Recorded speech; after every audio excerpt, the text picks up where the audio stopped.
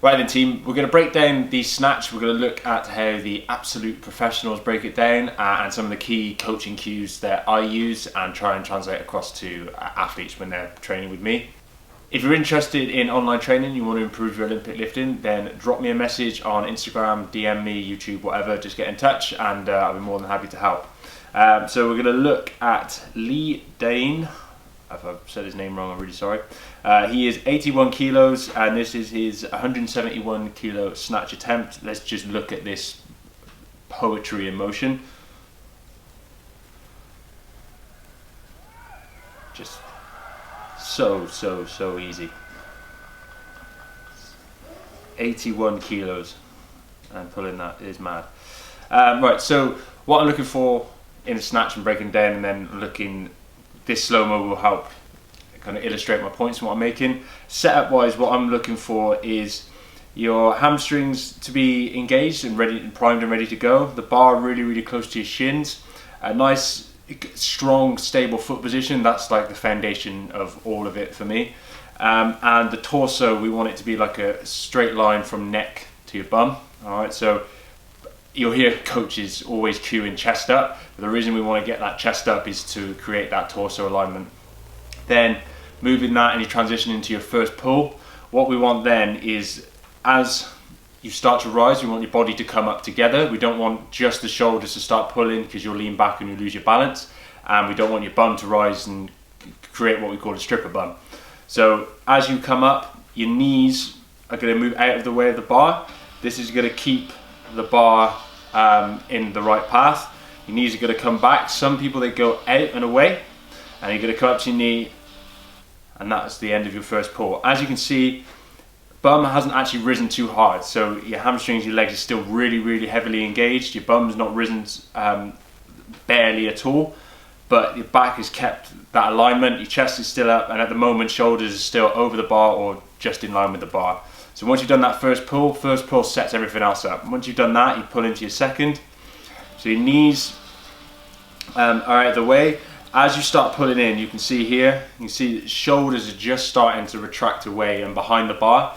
This is, again, just to allow the body to bring the bar in towards the hip easier and generate more force when you bring the hip through at the end of the second pull. So if you carry on and watch the end of the second pull, so here, as he comes up, hip makes that contact, full extension there, as you can see. So toe on his toes, hips all the way through, shoulders back, nice full extension, bar makes that hip contact perfectly.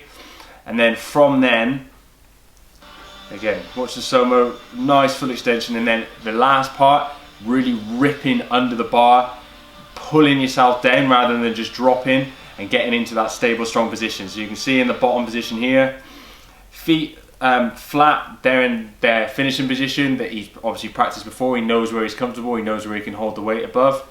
He's moved his head forward and the bar is still in alignment with that kind of mid-foot along the side. So you can see there's mid-foot aligned all the way through his arms to the middle of the bar. Head's gone forward to create that kind of center of gravity over the top of it. And then it's just about the finish and catching it there. As you can see in that catch position, this is like ultimate mobility. A lot of people, I don't have it, a lot of people don't have that mobility. This is like an elite level. But if you can find that finishing position where you're comfortably in the hole, as we like to call it, and you're comfortable there with the weight above your head, then that's your ideal finishing position. You can carry on working and building up the mobility as you go with that one. So that is the breakdown of the snatch. The key points, I've got them on my notes. So the key points, we have the setup. We want to keep the bar close to your shins, chest in line or slightly over the bar, hamstrings tight and prepared, they're ready to go, they're primed and ready to move. Flat spine from your bum to your neck. Then the first pull, keeping your bum low and flatten that torso angle, keep it as it is. Pull as one across the body, so no stripper bum, no pulling your shoulders too early.